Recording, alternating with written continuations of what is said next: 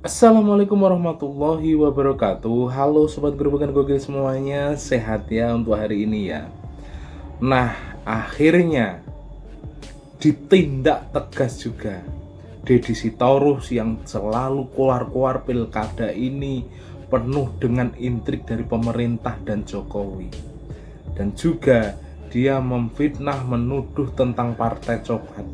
Akhirnya pihak DPR buka suara dari Partai Gerindra yakni Bung Habibur Rahman untuk memanggil Deddy Sitorus dan memberikan sanksi kepada Deddy Sitorus kalau pernyataan tersebut ternyata hanyalah hoax. Dan ini tentunya menjadi pembelajaran agar tidak terus-terusan memprovokasi warga, membenturkan warga dengan pemerintah gitu loh, atas kekalahannya di pilkada gitu loh ya.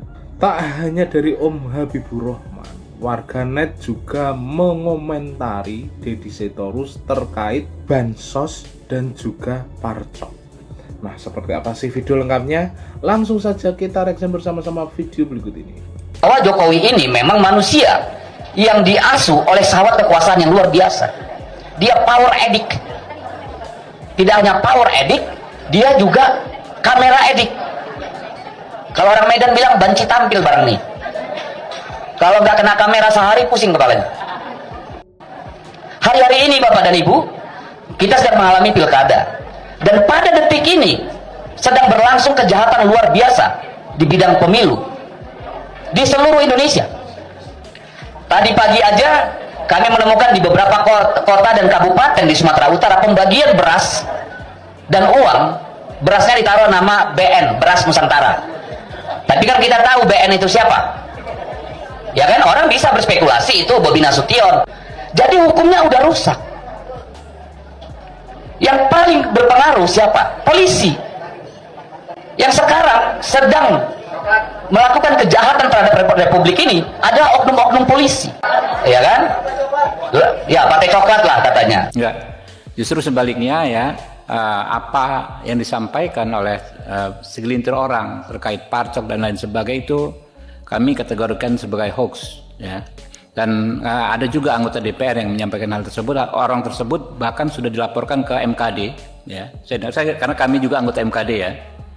Orang tersebut sudah dilaporkan ke MKD. Kami ingin meminta keterangan beliau apa yang menjadi bukti ya, apa yang menjadi dasar juga disampaikannya tuduhan tersebut. Namanya pilkada ini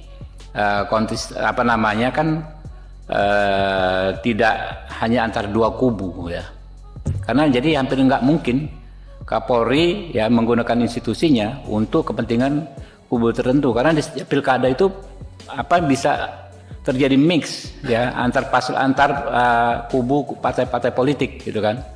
Di provinsi A misalnya partai A berkoalisi dengan partai B, di provinsi lainnya berseberangan ya. Jadi secara logika nggak logis ya.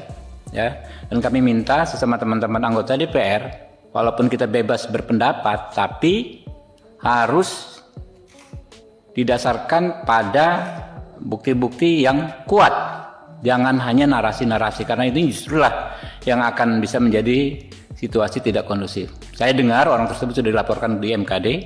Kalau dilaporkan di MKD, prosedurnya tentu akan dipanggil, dimintai keterangan dan diminta untuk membuktikan. Kalau tidak bisa membuktikan, tentu ada konsekuensinya. Ada yang tahu nggak Deddy Sitorus lagi ngapain? Mungkin nggak Deddy Sitorus ini lagi nangis bareng?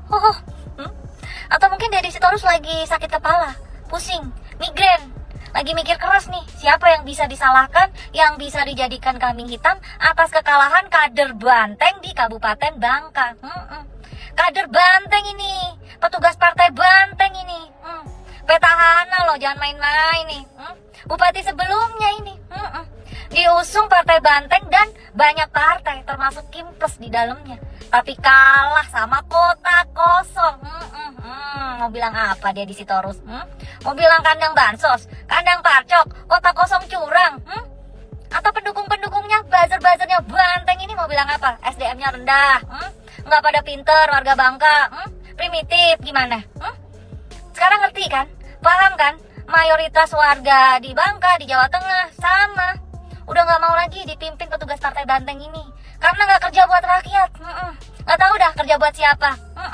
Makanya nggak mau lagi sama Banteng, titik, selesai. Bukan masalah bansos, bukan masalah SDM. Ngerti ya? Paham ya lu semua ya? Ditanya bansos asal dari mana nggak bisa jawab. Ya ini saya jawab ya. Saya jawab bahwa bansos itu berasal dari PDIP untuk kemenangan Bapak Andika. Itu jawabannya. Perhatikan baik-baik ya. Jadi kalau ada yang menyebutkan bansos itu hanya disebarkan oleh pihaknya Pak Jokowi atau Pak Prabowo, ya enggak lah. Ya ini lihat itu terang-terangan itu ya. Nanti saya tunjukin lagi nih bansos yang lain ya, yang di Jakarta ada juga. Tenang aja, sabar. Nah ini bansos yang disebar di Jakarta, sangat merata ya bansosnya, banyak banget warnanya oranye ya. Deddy Sitorus mana? Deddy Sitorus. Deddy Sitorus mana? Deddy Sitorus. Ini Deddy Sitorus nggak mau teriak-teriak itu Pangkal Pinang kandang bansos. Nggak mau teriak-teriak itu kota kosong bagi-bagi bansos. Kalah loh ini petugas partai Banteng ini. Kader Banteng loh. Kalah loh. Petahana loh. Kalah loh. Udah diusung Banteng dan belasan partai lainnya termasuk Kim plus di dalamnya. Kalah loh sama kota kosong. Ini Deddy Sitorus kagak mau cari kambing hitam atas kekalahannya kader Banteng ini, Ini sama warga-warga X, buzzer-buzzernya Banteng ini yang kemarin bilang SDM-nya di Jawa Tengah itu rendah. Gara-gara apa? Gara-gara Bantengnya tumbang di Jawa Tengah. Ini kalian mau ngomong apa sekarang? Ternyata warga Pangkal Pinang sana sama warga Jawa Tengah itu sama.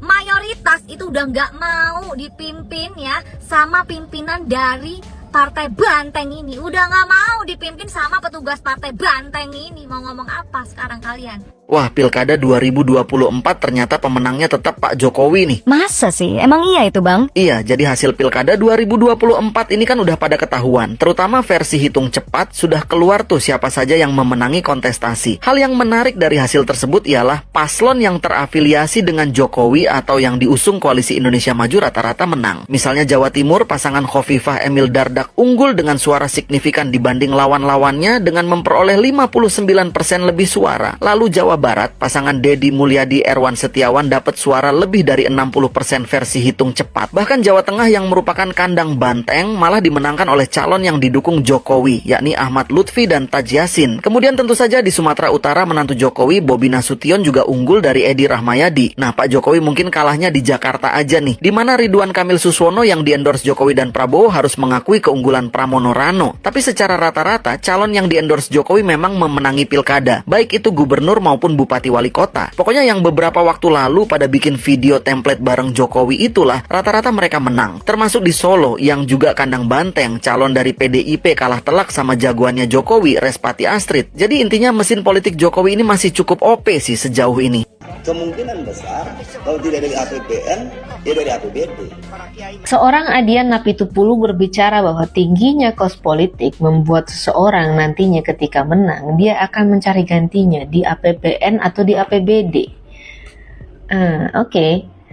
Akhirnya saya paham nih kenapa Banteng lagi mengamuk di mana-mana, lagi nantrum di mana-mana di tempat daerah yang kalah, karena udah ngeluarin kos politik segitu tingginya, nggak dapat ganti, ya kan? Nah, tapi giliran di tempat yang menang, nggak ada tuh ribut-ribut masalah ada ini itu. Lihat nih, contoh Jawa Tengah ya, kos politik yang kayak gimana sih yang kurang? Gas melon udah, beras udah, minyak udah, baju udah. Apalagi itu udah semua, belum lagi amplop tempelnya katanya ada kan, tapi nggak menang juga. Jadi sekian tinggi kos politik yang udah dikeluarkan PDI Perjuangan untuk memenangkan Pak Andika Perkasa, akhirnya harus terbuang dan nggak dapat gantinya.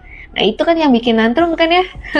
Coba kalau di daerah yang menang, kos politik lah atau apalah, polusi-polusi yang mendukung supaya calon dari PDI Perjuangan menang, berhasil gitu digunakan, nggak ada nantrum, tidak ada kecurangan sama sekali. Ini klise banget apa yang disampaikan oleh seorang Adian Napitupulu.